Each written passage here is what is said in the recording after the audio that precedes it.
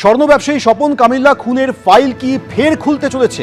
আরও চাপ বাড়তে চলেছে প্রাক্তন বিডিও প্রশান্ত বর্মনের উপর। স্বর্ণ ব্যবসায়ী খুনে অধরা প্রাক্তন বিডিওর বাড়িতে এবার তল্লাশি। গতরাত জুড়ে তল্লাশি চালালো বিধাননগর কমিশনারেটের গোয়েন্দারা। নিউটাউনের এই বাড়িতেই নৃশংসভাবে খুন করা হয়েছিল স্বর্ণ ব্যবসায়ী স্বপন কামিল্লাকে। এরপর নিহত স্বর্ণ ব্যবসায়ীর দেহ লোপাট করা হয় বলে অভিযোগ।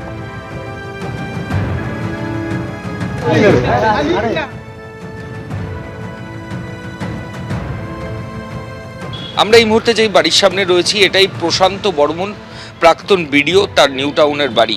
এই বাড়ির মধ্যেই কিন্তু স্বপন কামিল্লা স্বর্ণ ব্যবসায়ী যাকে দত্তাবাদ থেকে অ্যাবডাকশন করে নিয়ে আসা হয়, সেই স্বর্ণ ব্যবসায়ীকে এই বাড়ির মধ্যে খুন করা হয়। এই বাড়িতেই গতকাল বিধাননগর কমিশনারেটের যারা গোয়েন্দা পুলিশ, তার সঙ্গে ফরেন্সিক সায়েন্স ল্যাবরেটরি যারা সায়েন্টিস্ট এবং সাইবার ক্রাইমের যারা অফিসার তাদেরকে সঙ্গে নিয়ে বিধাননগর পুলিশের একটা টিম তারা এখানে আসে এবং তারা এই বাড়ির ভেতরে তল্লাশি অভিযান চলে।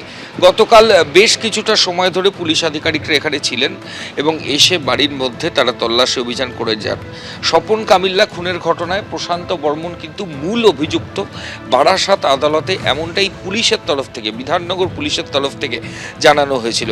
শুধু তাই নয়, স্বপন কামিল্লাকে অপহরণ করে এই বাড়ির মধ্যে নিয়ে আসার পর এই বাড়ির ভেতরেই বেল্ট দিয়ে তাকে বেধড়ক মারধর করেন ওই প্রাক্তন বিডিও এবং তারপর মৃত্যু হওয়ার পর ওই স্বপন কামিল্লাকে এই বাড়ি থেকে নিয়ে গিয়ে তার গাড়িতে করে খালের ধারে যাত্রাগাছিতে সেই বডি ডিসপোজ করা হয়, সে বডি ফেলে দেওয়া হয়।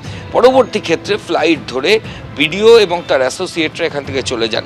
অ্যাসোসিয়েটরা গ্রেফতার হয়ে গেলেও মূল অভিযুক্ত প্রশান্ত বর্মন তিনি কিন্তু এখনো পর্যন্ত গ্রেফতার হয়নি।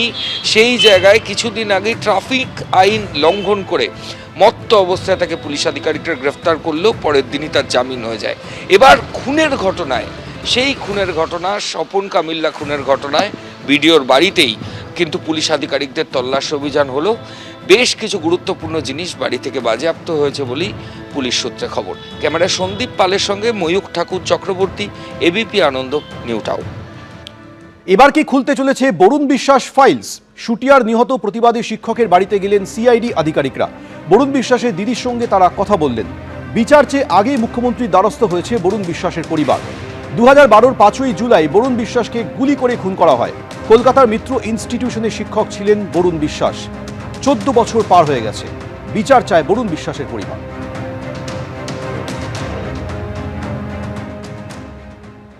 আমার খবর পেয়েছে, আমাদের ফোন করেছিলেন সিআইডি, ফোন করেছিলেন, আমাদের সঙ্গে কথা বললেন। হ্যাঁ, খুশি হব না? আমরা বিচার পেলে খুশি হব। কেস নিয়েছে, সবই ঠিক আছে, কিন্তু আমরা শেষ পর্যন্ত চাই আমরা বিচারটা যেন আমরা পাই, সঠিক বিচারটা।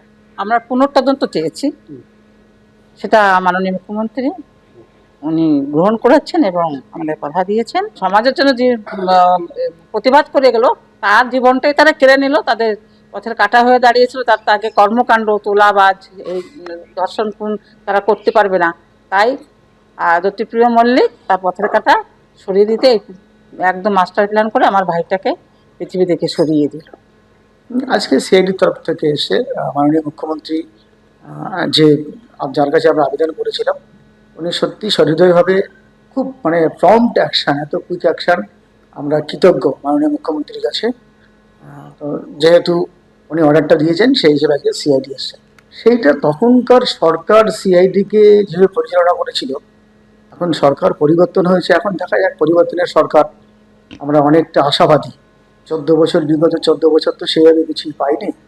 তো এই সরকারের কাছে আমরা অনুরোধ করার পরে সুন্দরভাবে যে সাড়া দিয়েছেন, এটা আমাদের কাছে একটা পজিটিভনেস, আমাদের মনে হচ্ছে পজিটিভ। তো দেখা যাক। এবিপি আনন্দ, এগিয়ে থাকে, এগিয়ে রাখে।